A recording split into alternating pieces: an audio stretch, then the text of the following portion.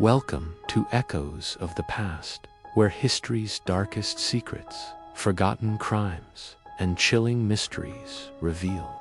Hit subscribe, turn on the bell, and step with us into the shadows of history. History hides monsters. We dig them up in the dead of winter, 1847.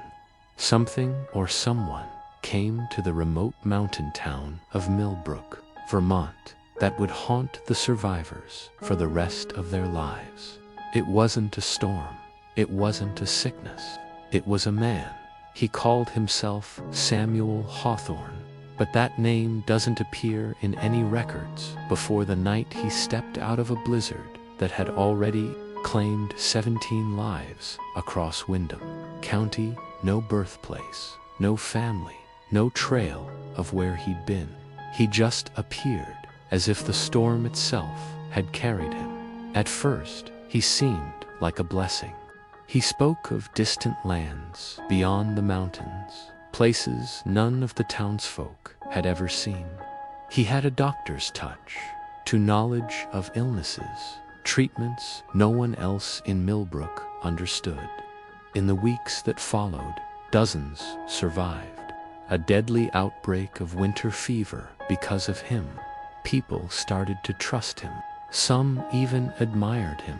But what they eventually discovered, who Samuel Hawthorne truly was, what he had done to survive in those frozen peaks, and, far worse, what he continued to do after being rescued, would shatter that trust. It would shake their belief in human nature itself, and prove that sometimes the monsters we fear don't come with claws or fangs. They wear a human face and offer help with a steady hand. For over a century and 70 years, the Millbrook Historical Society kept certain documents locked away from public view, not because they were unimportant, but because they were horrifying. They don't just explain who Samuel Hawthorne really was. They reveal what he did to survive when all hope was gone, and how he quietly spread a philosophy so twisted it threatened to consume the very community that had welcomed him. Millbrook, in 1847, wasn't much more than a hidden valley settlement, about 40 miles northeast of Bennington. Fewer than 300 people lived there, farmers, loggers, merchants, all scraping out a living from stubborn mountain soil. Founded in 1789 by Revolutionary War veterans chasing cheap land. By the 1840s, it was one of those places you could pass within a mile of and never know existed. Winter roads cut the town off completely for months at a time, and the winter of 1846 into 47 was brutal beyond memory. Temperatures fell so low that whiskey froze solid overnight. The Connecticut River locked in 4 feet of ice by January. Even the hardiest locals, men who'd worked through Arctic winters, spoke of this season as something they'd never faced before. Dr. Ezekiel Putnam, Harvard-trained, once a respected Boston physician, now a man hiding from gambling debts and bad luck, recorded every bitter day in his journal. Supplies were running out. Medicine stocks were almost gone. No supply wagons had reached the valley since November, and none were expected until spring. Main Street, a frozen track lined with the beating heart of the town, held Jeremiah Prescott's General Store, a place where gossip, trade, and eventually clues to Samuel Hawthorne's influence all crossed paths. At the eastern end stood the Millbrook Inn, kept by widow Abigail Forrest, offering warmth, food, and a gathering place for travelers stranded by the snow. The modest white church anchored the square. Reverend Isaiah Greenfield, well-educated and fiercely devout, had come with high hopes of building a strong Christian community in the wilderness. By that winter, though faith was cracking, families were losing more than warmth and food. They were losing hope. Homes were simple wooden houses with whatever firewood had been gathered before the snow choked the forests. The Thornberry family, among the most prosperous, had the largest farm in the valley, a sturdy two-story house with multiple fireplaces and cellars full of preserved food.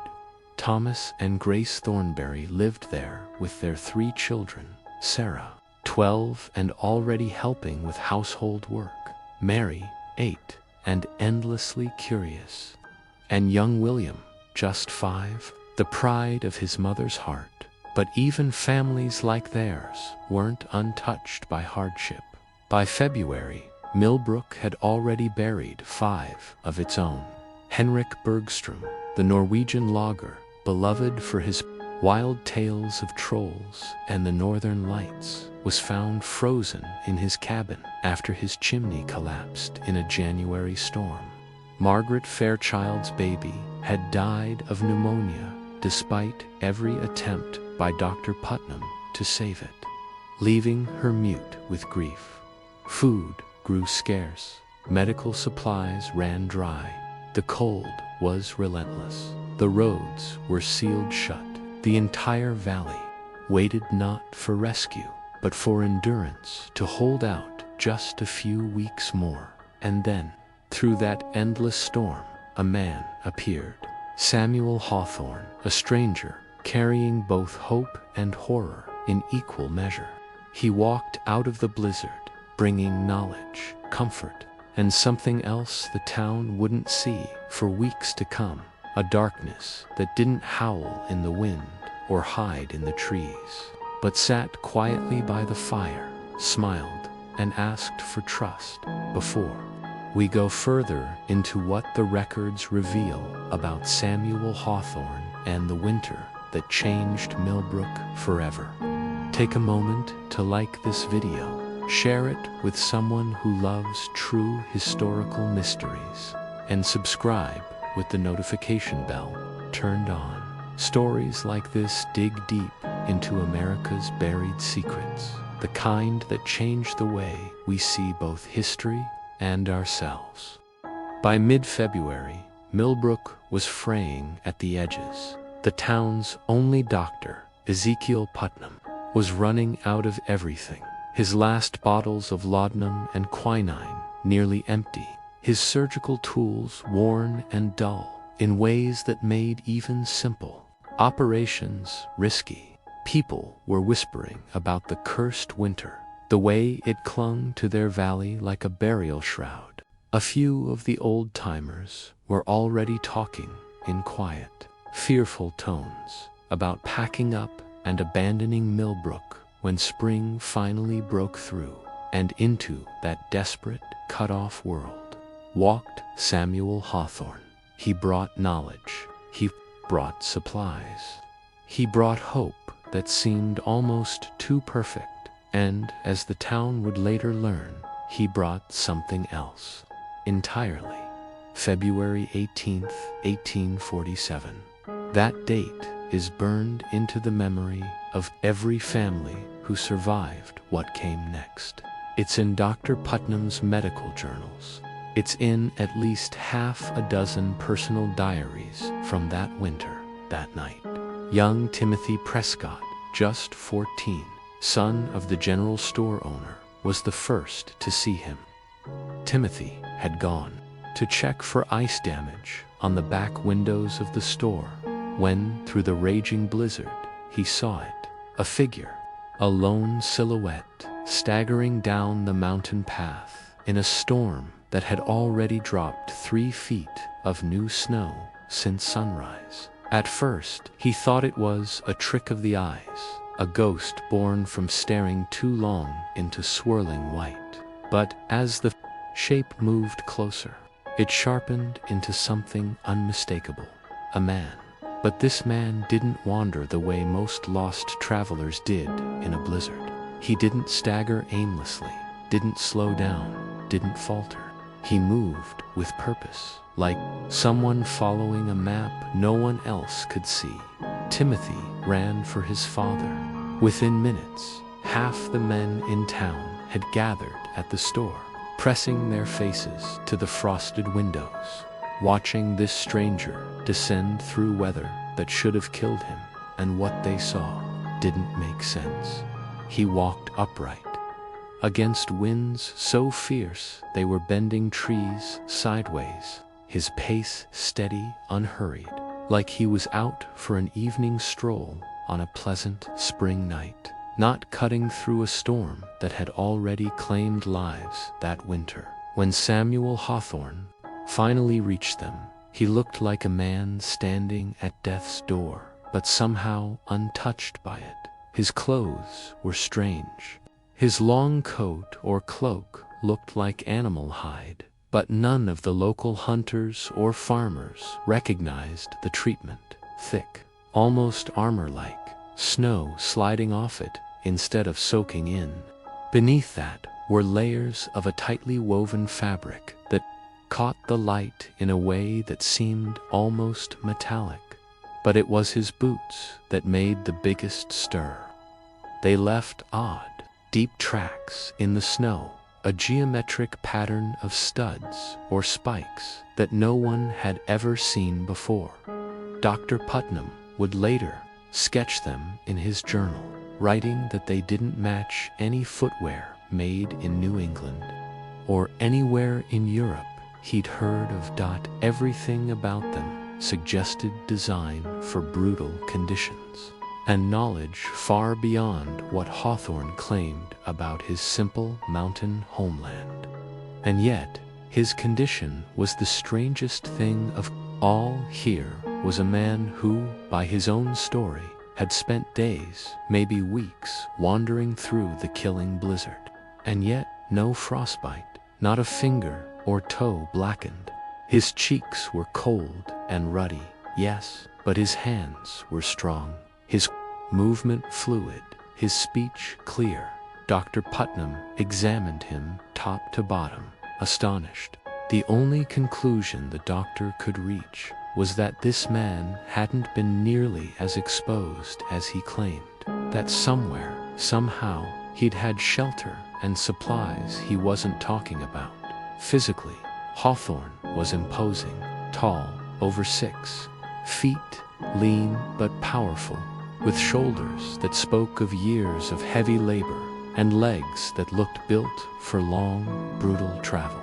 His dark hair was streaked with premature white, though he looked no older than 55. His face was all sharp lines, high cheekbones, a strong nose, a predator's kind of profile. His skin was weathered, but not sickly. His eyes, though, his eyes are what people remembered. Pale blue, almost colorless at times, like looking through ice into deep water. The way he looked at people made them uneasy, like he wasn't just seeing them, he was measuring them. Children found him fascinating, the way they might be drawn to a dangerous animal. Adults, on the other hand, felt a quiet instinct to keep a little distance.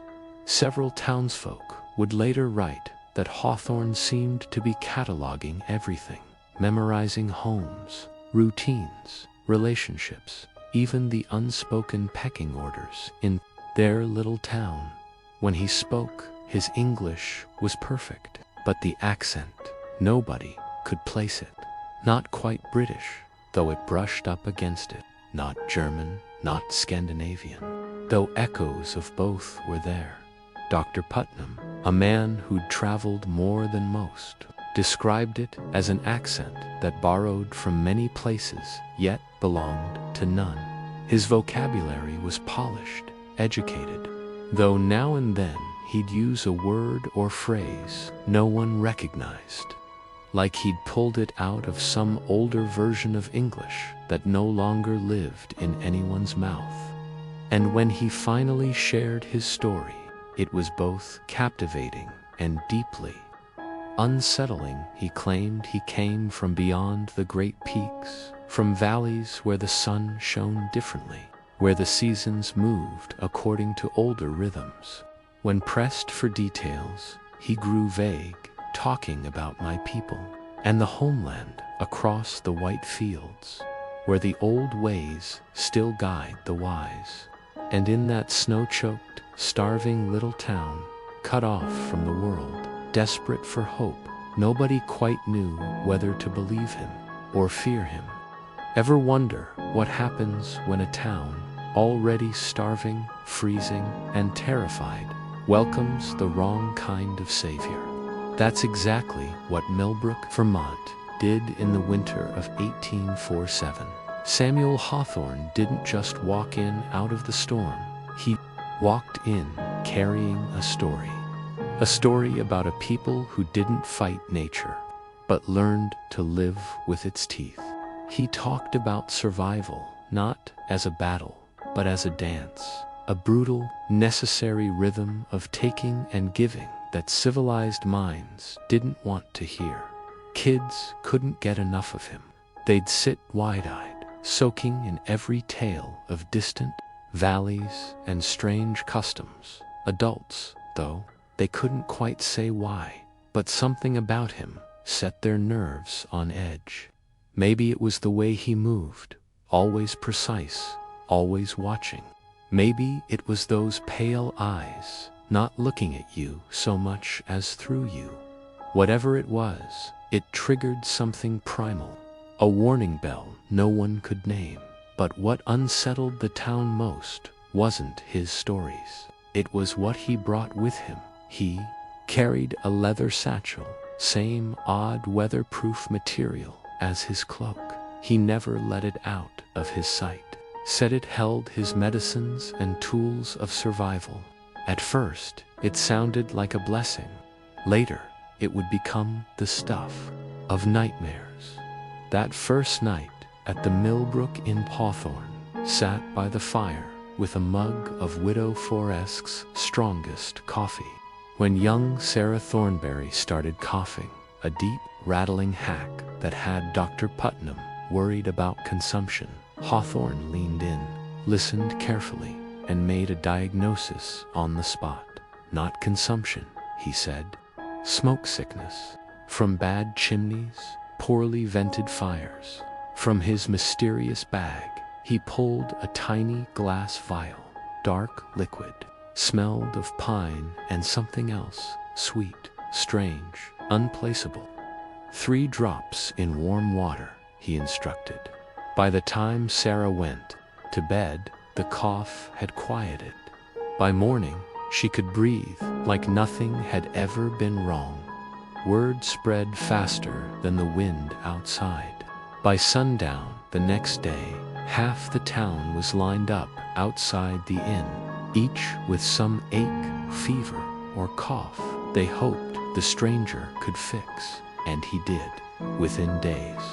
Samuel Hawthorne had become Millbrook's unofficial second doctor, though his methods were nothing like Putnam's. At first, Putnam bristled.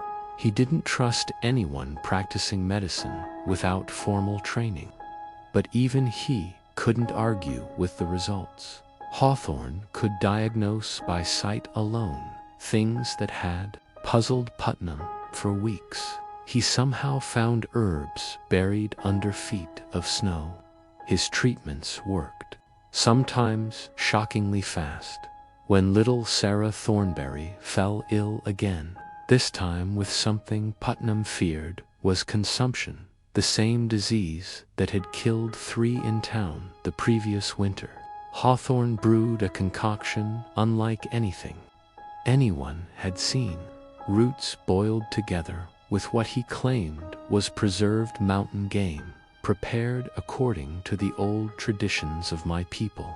It took hours. The smell that filled the inn was wrong, sweet, cloying, with an undercurrent that made people think uneasily of poor Henrik Bergstrom's cabin, the one no one found for a week after his chimney gave out. Even Mrs. Forrest, who prided herself on knowing every scent a kitchen could produce, couldn't name a single ingredient. When she asked, Hawthorne just smiled, said his people had spent generations perfecting preservation techniques to survive the mountains, and it worked. Within 3 days, Sarah was healthy, but the cure came with nightmares, terrible ones. She told her mother about dreams of endless white fields, voices calling from the shadows, hungry eyes watching from the drifts, whispers in languages she didn't know, tempting her with warmth and food if she would only come to the sacred feast. Grace Thornberry, overjoyed at her daughter's recovery, didn't care about the dreams. She insisted Hawthorne move into their spare room above the kitchen, despite her husband's unease about letting a stranger live under their roof. But Grace noticed things. She wrote letters to her sister in Albany, never mailed, but later found in the family's papers. Letters that became evidence. She wrote about how Hawthorne rarely slept more than 2 or 3 hours at a time, how he'd sit by the window at night, perfectly still, staring out at the frozen dark like he was listening for something, how he'd vanish for hours during blizzards no sane person would even step into, and come back untouched, boots barely wet, and he never came back empty-handed. Fresh meat, always fresh. While the town's hunters hadn't seen game in weeks, Hawthorne brought back rabbits, deer, sometimes stranger cuts, cleanly butchered, portioned with eerie precision, claimed they were mountain animals, caught the old way. But the men who knew how to hunt, they noticed those cuts didn't look right, and that was only the beginning. You ever hear of a cure that works a little too well?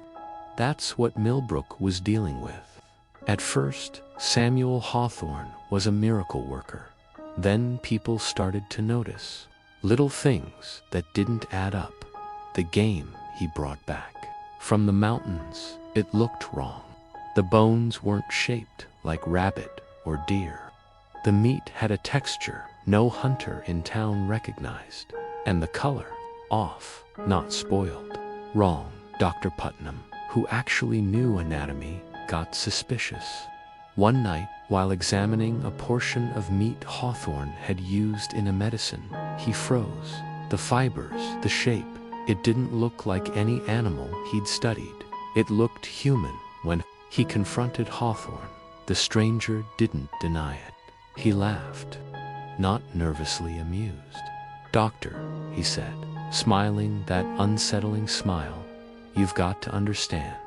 Out there, in the true wilderness, survival doesn't care about polite society's squeamish rules. My people learned long ago, meat is meat, properly prepared, properly respected. It sustains life, no matter the source. Meanwhile, Grace Thornberry, the woman who'd taken him in, was noticing things of her own. One morning, she walked in to find Hawthorne quietly, polishing a silver locket, humming a low, eerie tune she didn't recognize, but something about it made her stomach turn. The melody was simple, but it carried the same weight she'd heard in funeral dirges as a child. When she asked about the locket, Hawthorne smiled.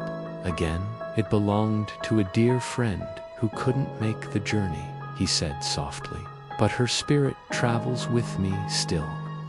Grace's blood ran cold. She knew that locket. She'd admired it around Rebecca Henley's neck countless times. Rebecca, the merchant's wife who'd vanished with her husband on a trip to Albany the previous autumn. Their wagon had disappeared in the passes during an early storm. Search parties had found nothing. The locket was unique silver, floral engravings, Irish work passed down from Rebecca's grandmother, and now it was in Hawthorne's hands. Things inside the Thornberry home got stranger. At night, faint sounds came from the guest room, soft scraping, like tools on wood. sometimes paired with muffled whimpers, barely audible over the wind. Too deliberate to be the house settling, too human to be the storm. When Thomas Thornberry finally asked what was going on, Hawthorne didn't flinch. He said he was mapping routes home and writing down everything he'd learned among your people. He even showed Thomas some of his work, detailed maps drawn on treated hides, covered in symbols no one could read. But if you studied them long enough, they told a story. Every mountain pass, every cave, every sheltered spot where a person could hide from a storm. Some locations marked with tally-like symbols, some with numbers, like someone was counting something, or someone Dr. Putnam's curiosity turned into dread. He started keeping notes of his own on Hawthorne, on the medicines, on the townspeople. That's when he saw the pattern. Yes, Hawthorne's cures worked. Symptoms disappeared. Weak people grew strong again. But afterward, something changed. Patients craved meat badly, more than usual, even in a starving town. They grew territorial, protective of their food. They snapped at neighbors, fought over scraps, and at night the dreams began. The same dream, over and over, walking through endless snow. Shadowed figures, watching, whispers, offering warmth. Food, safety. If only they'd join the eternal feast. Putnam had treated these people for years. He knew their minds. This wasn't random. Something in Hawthorne's medicines, something chemical, something unnatural, was changing them. Finally, Putnam did what he should have done weeks earlier. He tested one of Hawthorne's powders under his microscope, a tool he'd brought from Boston. What he found made his hands shake. Human hair, tiny bone fragments, ground fine but unmistakable. When he confronted Hawthorne with the evidence, the reaction was immediate and terrifying. No denial, no shame. Instead, a smile, wide, almost proud. "Ah," Hawthorne said, eyes gleaming. "So someone here does understand." He leaned in, voice low, almost reverent. "You're correct, Doctor. The greatest medicines are drawn from the greatest source of life itself, human beings. Prepared properly, with the sacred methods my people have preserved for generations. Human flesh doesn't just heal, it transforms, it strengthens, it awakens what lies dormant in the blood." Putnam felt the room spin, and he realized, too late, Millbrook hadn't invited a healer into their midst. They'd let something far worse walk right through the door, and what came next would tear the town apart. Imagine this for a second. What if someone told you that eating human flesh wasn't just survival, it was sacred? That's what Samuel Hawthorne claimed. To him, it wasn't barbaric. It was a communion, a bond that ran deeper than any church. Ritual, a unity forged through blood. It hit him like a punch to the chest. This man wasn't just feeding human remains to the sick and starving. He was reshaping their minds, piece by piece, dream by dream, turning the unthinkable into something acceptable, even necessary. The nightmares, the cravings, the aggression, none of it random. It was a system, a ritual of breaking civilized people until they forgot the one taboo that had always held. By March, Millbrook was no longer just cold and hungry. It was changing. Hawthorne's miracles kept saving lives, while shadows of doubt kept spreading through the town. Dr. Putnam, equal parts doctor and detective now, began keeping detailed notes on the stranger's methods. At first, out of curiosity, soon out of fear, Hawthorne's medical kit was like nothing Putnam had seen in Boston or anywhere else. Curved scalpels, more butcher's knives than surgical tools, bone saws shaped for speed, not precision, bottles filled with powders, and liquids that smelled like nothing from any pharmacy, sharp and strange, with an almost sweet rot hidden beneath. When Putnam pressed him for explanations, Hawthorne would smile, lean back, and talk about old family secrets, knowledge too sacred to share with the uninitiated. Every answer only raised more questions than a breakthrough. And it came from the same boy who'd first spotted Hawthorne in the storm, Timothy Prescott, 14 years old. He was wandering the woods behind the Thornberry house, poking around, like boys do when he found it, what looked like an old animal den, half collapsed, hidden by snow and fallen logs. But Timothy had a good eye. He cleared away some debris and saw it wasn't a den at all. It was a cache. Someone had carved a chamber into the hillside, then reinforced it, a secret storage vault. The walls were lined with hides, treated strange, not like any local hunter's work. Inside were bundles, carefully wrapped, organized, and when Timothy opened them, his hands started to shake. Clothing, dozens of pieces, men's work shirts, women's dresses, children's winter coats, blood-stained, torn, cut away from bodies. The styles weren't even from Vermont alone, different regions, different years than the personal things. Wedding rings, pocket watches, lockets, prayer books, toys, tiny shoes, all cleaned, preserved, stacked like trophies, and worse still, the drawings, wrapped in oiled cloth, were pages of anatomical sketches, not for healing, for harvesting, detailed diagrams of human bodies marked for maximum yield, notes on preserving flesh in winter, charts for how to break down a person the same way one would a deer, side by side with game animals, elk, bear, but the same notes, the same tone, as if the human body was just another beast to be processed. Timothy ran home, terrified, and told his father. At first, Jeremiah Prescott thought it was wild imagination, winter stories gone too far. But something in the boy's voice convinced him to check. When Jeremiah saw it for himself, even he couldn't explain it away. The worst was still waiting.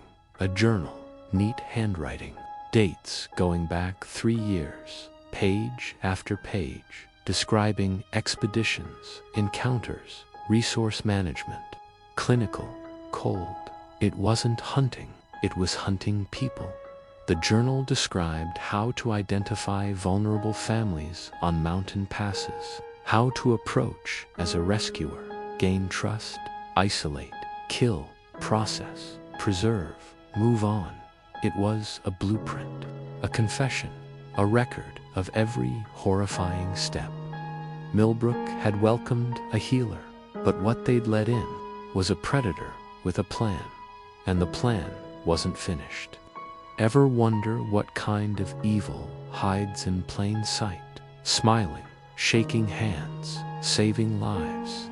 One journal entry, written almost 1.5 years before Samuel Hawthorne ever set foot in Millbrook, revealed the first real crack in his carefully built mask. It described a family of 5, headed for Albany, a father with steady work waiting at a mill, a simple trip, a future planned until Hawthorne offered them a shortcut, a hidden mountain pass, a promise to save days of travel.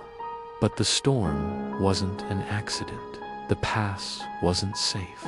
It was a trap, designed with surgical precision. And what came next wasn't panic or improvisation. It was procedure. Step by step, the journal laid out how each member of that family was killed, processed, preserved. This wasn't robbery. It wasn't rage. It was a system. Human flesh, cataloged as the richest, most complete protein available. Pages of methods for preserving it, preparing it, fresh meals, long-term stores, medicines. But the worst part, not the killing, not even the eating it was, the conditioning. The journal described, calmly, methodically, how to break people's natural disgust, how to slip human flesh into medicine, into stews, into whatever a desperate, trusting community might swallow without question. Start small. Hide the taste. Increase the dose. Watch as revulsion turns to tolerance, and tolerance to craving, and then turn ordinary men and women into accomplices, not by threat, not by force, but by reprogramming what their very souls believed was possible, or even right. Jeremiah Prescott sat with those pages in his hands, feeling his stomach turn. Every technique described, every cycle of treatment was already happening in Millbrook. They weren't just eating what Hawthorne gave them. They were being changed by it, slowly, quietly, permanently. The man they'd called Savior was building a town of cannibals, and Jeremiah was now carrying a burden that no man should have to bear. How do you accuse your town's hero, the man who pulled them back from the brink of being a monster? Especially when he was still keeping people alive, still curing illnesses no one else could touch. The evidence was damning, but would anyone believe it? Or would they turn on the accuser instead, loyal to the healer who'd saved them all? Jeremiah did what desperate, rational men do. He told someone he could trust, Dr. Putnam. The doctor's reaction was instant and gut deep. He'd been suspicious for weeks, unsettled by Hawthorne's strange tools, his secretive ways. But now the pieces fit together. They decided to act carefully, quietly. Put NHM started pressing Hawthorne for details. Where exactly had he trained? Who had confirmed his treatments? Which medical boards recognized his methods?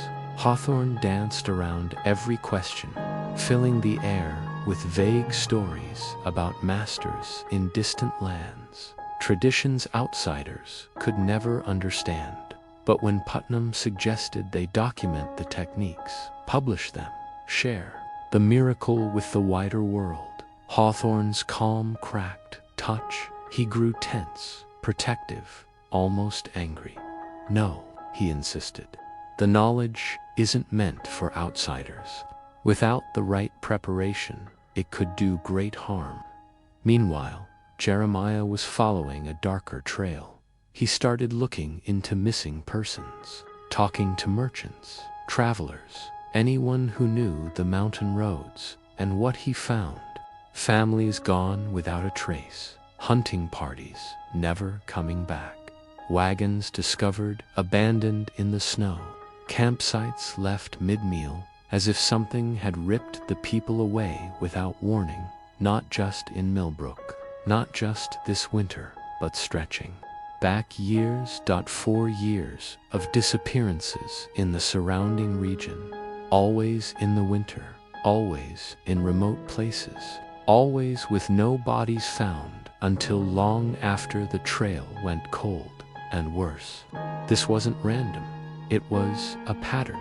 Jeremiah traced it even further, 7 years back, across Vermont, New Hampshire, western Massachusetts. Everywhere the same story. A wave of disappearances, followed by the sudden appearance of a helpful stranger, a skilled healer, a survivalist, a man whose timing was too perfect to be chance. Grafton, Vermont, 1844. A diphtheria outbreak. Dozens saved by a mysterious man named Samuel Thorne. Then spring came. and so did the disappearances.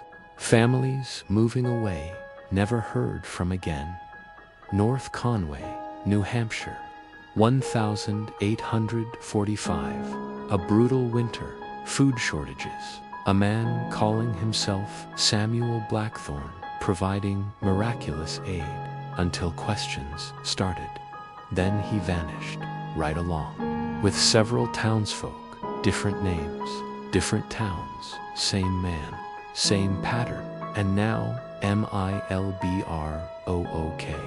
If this story has your heart racing, don't look away now, because what happens next is the part that no one in Millbrook would ever forget, ever.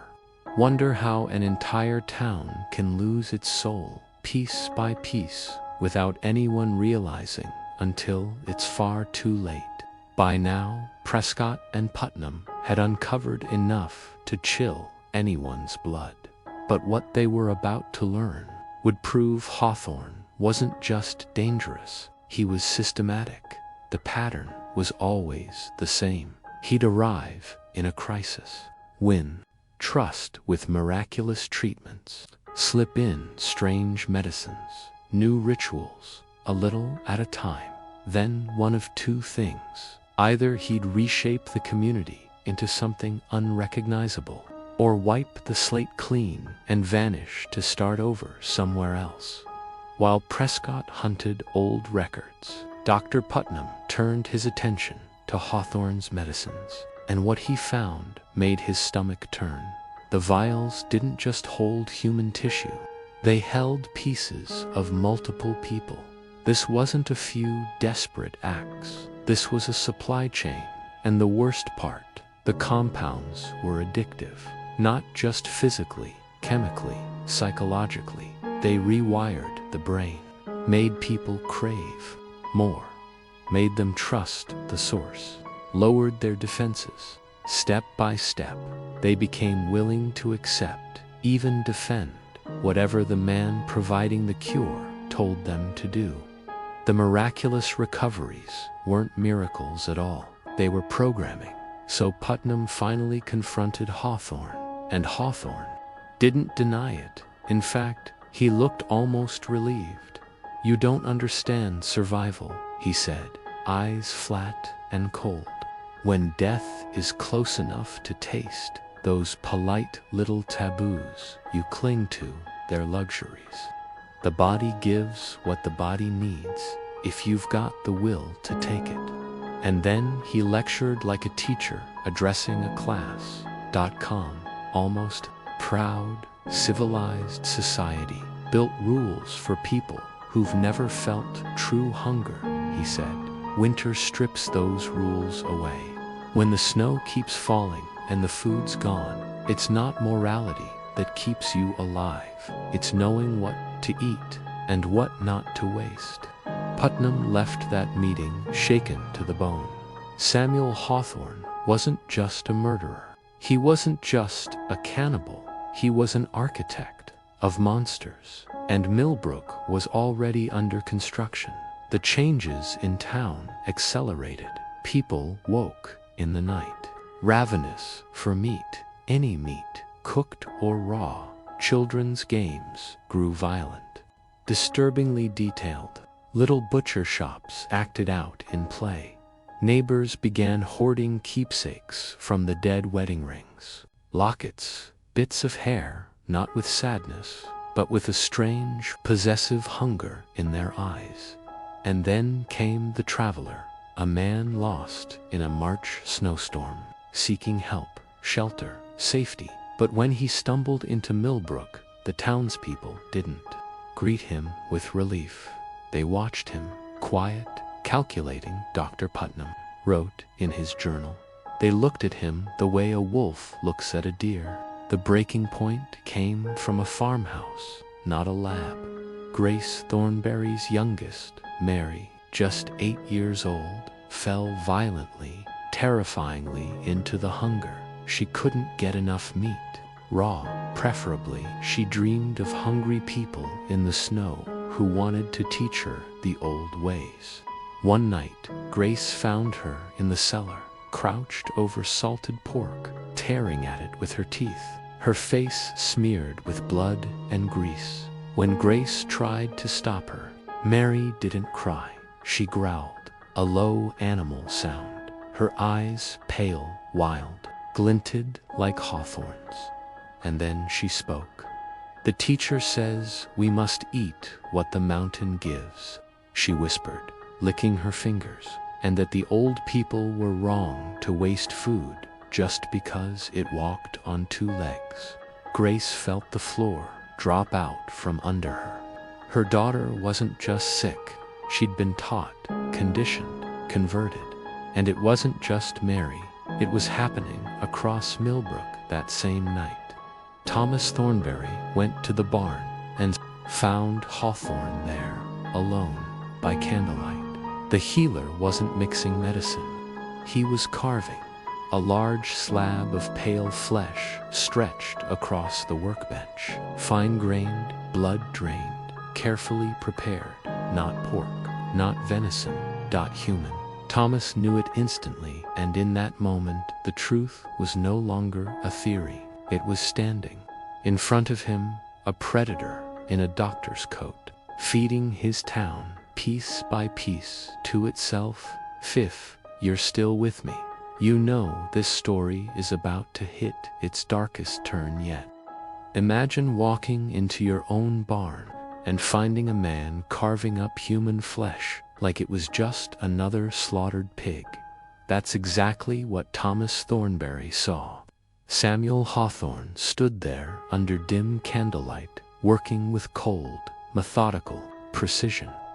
Strange surgical tools gleamed as he separated cuts, wrapped them carefully in treated cloth, labeled jars with strange symbols, organs, bones, pieces of people, each one cataloged like part of a butcher's inventory. And when Hawthorne noticed Thomas standing frozen in the doorway, he smiled, not shame, not panic, just that unsettling, calm grin. He even motioned Thomas closer, like he was about to teach him how to tie a knot or sharpen a blade.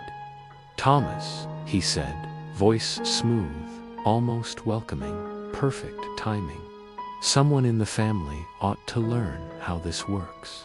Your children, they're adapting beautifully. Now it's time you understood the practical side." Thomas couldn't move, couldn't even speak. Hawthorne kept right on, explaining, his tone casual, like he was talking about fixing a fence. "This," he said, tapping the slab of pale meat, "came from the traveler who wandered in last week. Poor man was dying in the snow anyway. I simply made sure nothing went to waste." And then the blow that almost knocked the air out of Thomas's chest. "The medicine I gave your daughter Mary, it came from him. That's why she recovered so quickly." Thomas could barely whisper, "You've been feeding my family, people." But Hawthorne didn't even flinch. "I've been feeding your family the strongest, most sacred nourishment there is," he said with quiet conviction. "Where I come from, eating human flesh isn't horror, it's communion. It forges bonds that outlast hunger, cold, even death itself. Those who share the feast become something more than a family. They become eternal." He set his knives down and looked Thomas in the eye, eyes now bright with a kind of fevered belief. "Your family is evolving," he said. "They'll never fear hunger again. They're learning what the world really is. The strong consume the weak, waste nothing. Every death fuels the next life. This is the truth your so-called civilization is too weak to face." And that moment, that was the spark, the quiet horror that had been creeping through. Millbrook suddenly caught fire, because what Thomas saw in that barn wasn't the end. It was the beginning of the final, bloody chapter. March 15th, 1847. The night Millbrook would never forget. Dr. Putnam and Jeremiah Prescott had spent the previous day racing against time, gathering allies, Reverend Greenfield, town leaders, anyone willing to see the truth. They had no choice. People were vanishing. Children came home with blood on their clothes, refusing to say where they'd been. Families were finding human remains hidden in their own barns and cellars. The plan was simple: arrest Hawthorne quietly, find proof, hand him over to federal authorities.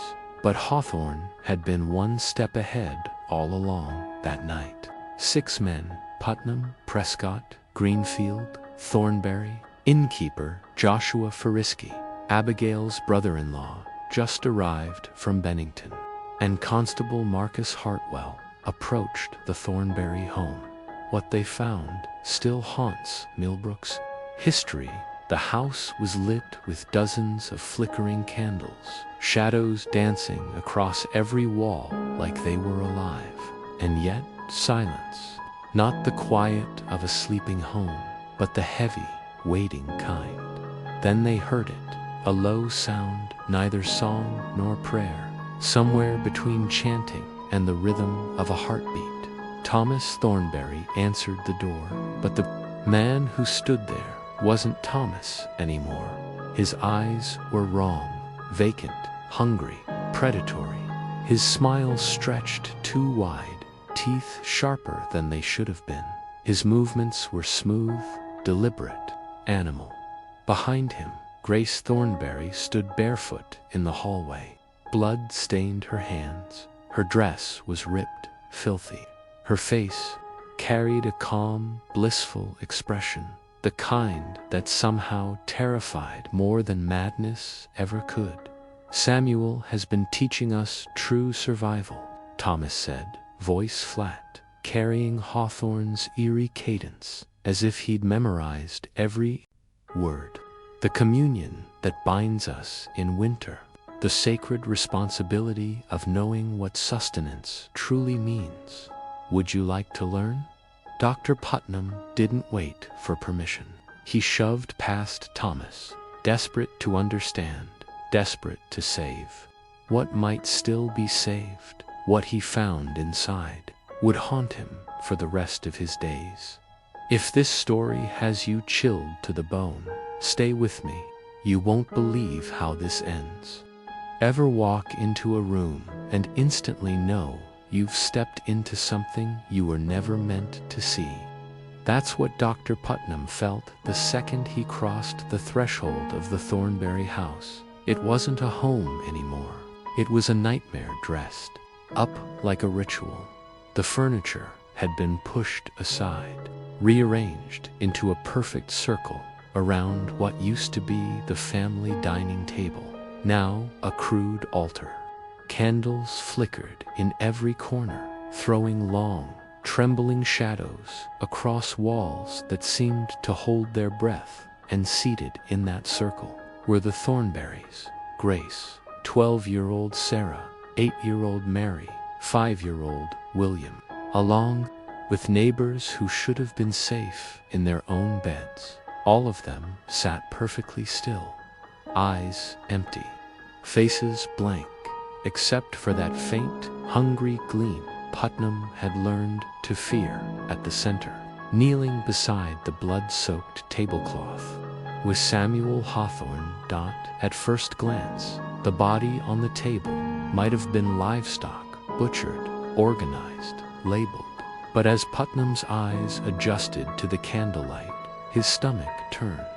This wasn't an animal, it was a person, carved apart with surgical precision. Pieces arranged like offerings for a feast no sane mind could imagine. Jars and containers lined the edges, each holding organs, bones, or worse, all carefully tagged with the strange symbols from Hawthorne's journal. This wasn't chaos, this was ceremony. And then Hawthorne spoke, calm/steady, like a teacher welcoming a late student. "Doctor," he said, not even glancing up, perfect timing. We're just completing young Mary's initiation. Theory can only take one so far.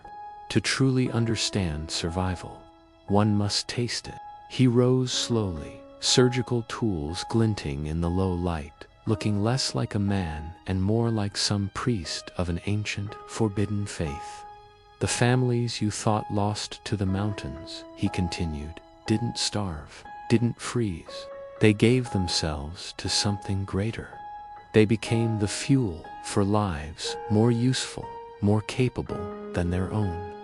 Putnam felt every eye in the room turned toward him, hungry, deliberate, watching like predators, studying prey. Whatever Hawthorne had been feeding them, whatever drugs or teachings he'd laced into their minds, it had changed them completely. "You've been drugging them," Putnam whispered, horrified. Hawthorne smiled faintly, finally letting his preacher's voice break through his calm. "Not drugging, Dr. Liberating. Teaching them what your soft, civilized world refuses to admit. The strong consume the weak, waste nothing. The human body is the perfect food for the human body." He gestured proudly to the butchered remains, to the ritual circle, to the silent congregation that once were farmers, mothers, children. "Where I come from, fellowship is built on sacrifice," Hawthorne said. "The many nourish the few capable of leading them through the dark. And these people, they're no longer weak, they're united, fed, ready for whatever cruelty this world dares throw at them." Reverend Greenfield, pale, shaking, finally found his voice. "You're talking about murder," he said. "Cannibalism, turning innocent people into monsters." Hawthorne laughed, a sound so cold, so genuinely amused, it froze the air around it. "Monsters," he echoed. "Look at them, Reverend. Strong, healthy, families bonded tighter than any prayer could hope to bind them. Their children are thriving. Their fear is gone. I've given them more than heaven ever promised.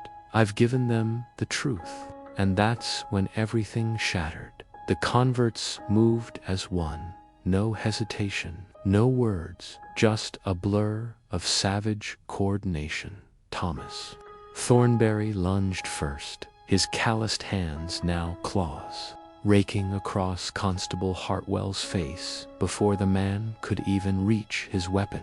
Grace Thornberry pulled a butcher's knife from her blood-stained dress and advanced on Reverend Greenfield with terrifying precision. Every step practiced, purposeful. But the worst were the children. Sarah, Mary, William, small, quick, fearless. They darted low, under defenses, attacking with a cold efficiency that made grown men stagger. They weren't children anymore. They were predators, disguised in children's skin. Dr. Putnam fought for his life against people whose babies he'd delivered, whose fevers he'd cured, faces he'd laughed with at town gatherings, now twisted into something unrecognizable. Their humanity stripped and replaced with Hawthorne's creed. The Thornberry house turned into a battlefield farm. Tools, kitchen knives, bare hands tearing, striking, clawing.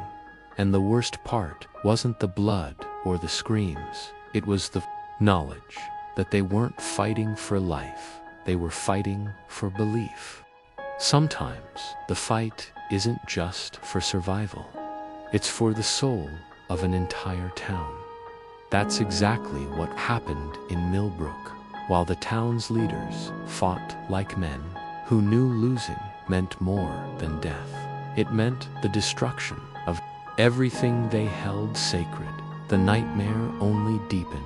Dr. Barr Putnam barely made it out alive, stumbling into the snow, bleeding, half delirious, carrying with him the kind of truth no man ever wants to know. Joshua Forrest managed to mount a horse and ride for Bennington to bring outside help, but he never reached it. The others, Reverend Greenfield, Thomas Thornbury, Constable Hartwell, were swallowed whole by the horror inside the Thornbury house. By dawn, Millbrook had become a town at war with itself. Half the remaining population was armed, desperate, ready to end Samuel Hawthorne's reign. But they weren't fighting a man anymore. They were facing a community, trained, conditioned, united by hunger, fear, and belief. And worse, they didn't see the people approaching as neighbors. They saw them as threats. The siege of the Thornbury house lasted 3 days and nights. 3 days of neighbors killing neighbors, of families torn apart by loyalty and horror. It wasn't a battle. It was a slow-motion collapse of humanity. Dr. Putnam and a handful of other leaders tried to rally the unconverted, but they were outmatched from the start. Hawthorne had planned for this. Barricades, stockpiles, strategic choke points inside and around the house, and the way his converts fought, it was terrifying. They moved like soldiers. No hesitation, no wasted motion. They set traps. They launched ambushes. They played with the attackers' minds, using the voices of loved ones, the cries of children, to break morale before breaking bodies. But the most devastating weapon, recognition. Fathers were forced to raise rifles against their own sons. Wives faced husbands across barricades, blades in hand. Every shot, every swing carried a question no one wanted to answer. What if they can still be saved? And hesitation is fatal. Dr. Putnam's journals, now locked away in Vermont's restricted archives, describe in excruciating detail the emotional destruction of Millbrook. Moments where neighbors who'd shared harvest festivals and funerals now fought to the death in darkened hallways. Times when faith, family, and friendship simply crumbled under the weight of survival instinct and Hawthorne's poisoned philosophy. By the morning of the 3rd day, the fighting stopped, not because one side won, but because the enemy was gone. When the townspeople finally broke through the barricades, they found the house empty, not quiet, empty. Hawthorne and his most loyal followers had vanished into the mountains, taking food, weapons, supplies, and human flesh, carefully preserved to keep them alive for months. Millbrook never truly recovered. Of the 43 souls who'd fallen under Hawthorne's sway, only 12 ever returned. They came back, hollow-eyed, silent, refusing to speak about what had happened in the wilderness. Most left again within a year, some for distant cities, others disappearing into the frontier. No one could ever be sure if the cure had worked, or if they were just biding their time. Dr. Putnam spent the rest of his life chasing answers. He documented everything: Hawthorne's teachings, his methods, the slow, systematic way. He stripped a town of its morals and rebuilt it into something that looked human, but wasn't. When spring came, the thaw revealed the full scale of Hawthorne's horror. Search parties combed the mountains and found cache after cache of preserved human remains, personal belongings from missing travelers, carefully prepared, storage sites containing meat, organs, chemicals, all organized with chilling efficiency. It was no longer a local tragedy. It was a revelation. Hawthorne had been operating for years across New England, perfecting the art of manipulation, preservation, and control, not just killing, but reshaping communities into self-sustaining cults of survival. And the caches suggested something even darker. This couldn't have been one man. The planning, the supply routes, the network of depots scattered across the wilderness, It all pointed to something bigger, a hidden web of killers, doctors, teachers, maybe even entire settlements, living by the creed Hawthorne had brought to Millbrook: waste nothing, consume everything, survive at any cost. And that's where the trail ends, at least officially. But ask yourself this: if Samuel Hawthorne could vanish with dozens of followers into the mountains in the winter of 1847, who's to say they didn't build again somewhere else, somewhere quieter, waiting for the world to get hungry enough to listen? Sometimes the scariest discoveries don't come during the chaos. They come after. Late that April, a lone hunter stumbled across something that should never have existed: a hidden settlement deep in the Vermont mountains, far off any trail anyone sane would travel. What he found wasn't just a camp. It was a fully functioning outpost, food preservation gear far ahead of its time, strange surgical tools, workshops producing clothing and equipment no one in Millbrook had ever seen, and journals, detailed journals. And those journals, they changed everything, because Samuel Hawthorne's nightmare in Millbrook hadn't been random violence or desperate cannibalism. It was an experiment, a method. He called it post-civilizational survival protocols, a cold, clinical term for turning a peaceful town into a self-sustaining community that would eat its own to endure. Hawthorne's goal wasn't to kill, it was to teach Dot to figure out how to keep human beings alive during the collapse of everything they knew by stripping away morality, layer by layer, until survival wasn't a choice, it was the only virtue left. The journals described other towns, other tests. Over 15 years, he'd infiltrated isolated communities across New England, each time following the same chilling blueprint: slip in when disaster struck, earn trust with real, effective medical help, slowly introduce unconventional survival tricks, break down moral resistance step by step, then either fully convert the population. He had written strategies, actual plans for each one, his vision, a network of linked settlements, each capable of feeding the others through famine, blizzard. But the most chilling detail: Hawthorne wasn't even the mastermind. Buried in those journals were references to something bigger: the council, the directors, a shadowy organization with money, patience, and long-term plans for when civilization eventually cracked apart. Samuel Hawthorne. He was just the field agent, and he was never caught, despite manhunts, federal marshals, even military involvement. He simply vanished.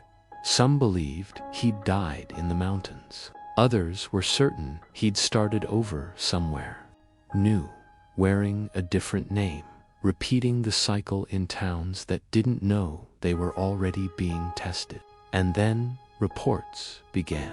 1851, Northern Maine. A stranger appears during a brutal winter, offering medical help, teaching families new ways to stretch food to survive. 1854, to New Hampshire. 1859, a mining camp in northern Michigan. Deadly cold, starvation, morale collapsing. A pale-eyed doctor arrives, earns trust, and when spring thawed the roads, he was gone, and 12 miners vanished with him. The company records found years later told the rest of the story. The miners who stayed behind weren't the same. They hoarded food, craved raw meat. They built new social hierarchies, like the bones of Millbrook, rebuilt in a distant camp. Dr. Putnam, who had carried Millbrook's truth like a wound for years, left one final warning before pneumonia took him in 1863. He wrote, "The man we knew as Samuel Hawthorne understood something civilized people don't like to face. That under the right pressure, with the right words, anyone can be taught to accept the unthinkable. He didn't create monsters. He found them, sleeping, waiting for permission. And history proved him right. The Civil War, industrial disasters, economic collapses. Over and over, humanity showed just how quickly morality can burn away when survival is all that's left. Modern psychology, it now confirms what Hawthorne demonstrated with terrifying precision: gradual exposure to extreme ideas, dependency, isolation, moral boundaries broken not with a hammer, but with 100 gentle taps. The story of Samuel Hawthorne isn't just a historical curiosity. It's a warning. Civilization, the thing we trust to keep us decent, is thinner than we'd like to believe. And the people who claim to heal, teach, protect, sometimes they're the ones quietly reshaping us into something we wouldn't recognize in the mirror. So, what do you think? Did the world ever truly uncover everything about Samuel Hawthorne? Or is his network still out there, hidden in plain sight, waiting for the next collapse to finish what it started? Drop your theories in the comments. I read every one. If you found this story as chilling as I did, hit that like button. Share it with someone who loves uncovering the dark corners of history. And subscribe so you don't miss the next chapter we dig up from America's forgotten shadows. Because sometimes it's just waiting to be called back.